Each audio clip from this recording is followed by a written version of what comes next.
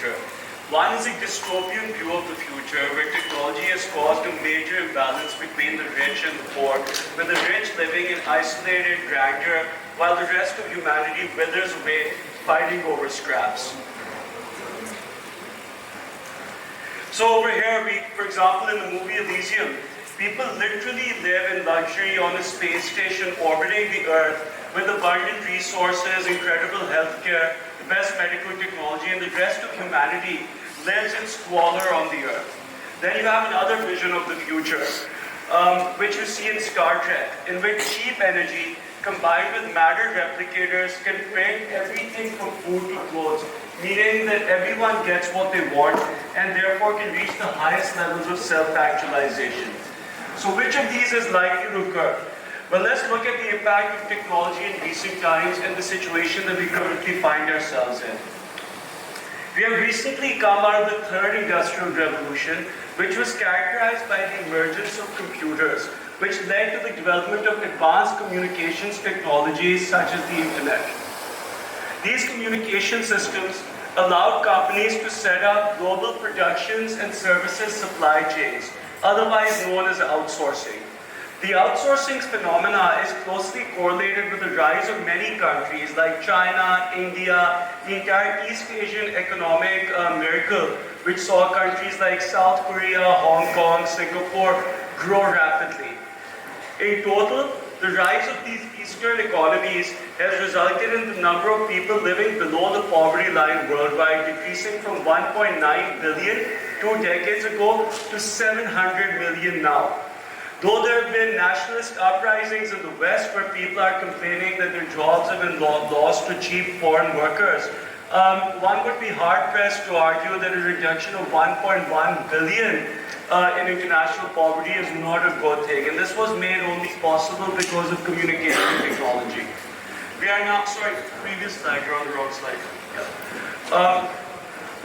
So we're now in the midst of the fourth industrial revolution. This is the revolution of either our dreams or our nightmares, depending on what side of the fence you're on. This is where technologies like artificial intelligence, gene editing, 3D printing, and robotics will transform the world as we know it. There is a fear that this revolution will lead to the development of a global elite that will control intellectual capital and will accumulate an unthinkable amount of wealth. Adam Smith, in his seminal work, The Wealth of Nations, argues that greed in capitalism is good because it produces a maximum amount of surplus, a substantial portion of which is transferred to labor, which is required for production to take place. However, we are now entering a world where we have not just done automated manual processes, but we've also automated intellectual ones through the use of artificial intelligence. The question that society is faced with then is how will wealth be redistributed in this new system where labor is no longer fully correlated with production. The world's top 10 companies, The world's top 10 companies are currently worth over $17 trillion, which is more than the GDP of China, the world's second largest economy, which supports a population of 1.4 billion people. Almost all these top 10 companies are tech companies, developing core technologies propelling the fourth industrial revolution. Using highly mechanized production processes and artificial intelligence, they employ far less labor to generate profit than older companies had to do. So for example, Walmart, the world's largest non-tech company, has 2.3 million employees worldwide and has an net income of $13.6 billion. At the same time, Apple, the world's biggest company and a tech company, has a net income of almost $100 billion, 10 times that of Walmart, with 147,000 employees. Now we can go to the next slide. No, previous one. Yeah. So what this equates to, amazingly, is that Walmart employs 170,000 people for each $1 billion of revenue that they generate, whereas Apple employs 1,500 people for each $1 billion of revenue that they generate. Just let that sink in for a bit. That's a huge, huge difference. And where does all this additional surplus go? It goes to Apple shareholders. That's why they're worth, what, $3 trillion, 2 point something trillion dollars. So it seems evident that the fourth industrial revolution will require only small number of highly skilled, highly educated workers, and will likely lead to a reduction in the total amount of labor employed. In this scenario, it is my belief that we have to move away from the traditional capitalist ethos of greed is good and embrace slightly more socialist reforms. So taxation systems will have to be evolved to distribute wealth from the owners of capital to those who don't have it. Systems such as universal basic income have been suggested, where everyone gets enough of an income that they can lead a reasonable, comfortable life.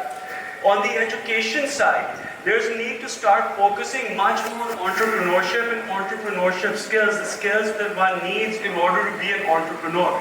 With less jobs being available, it'll be important for people to come up with new ideas and develop their own intellectual capital, become the owners of intellectual capital. Though the fourth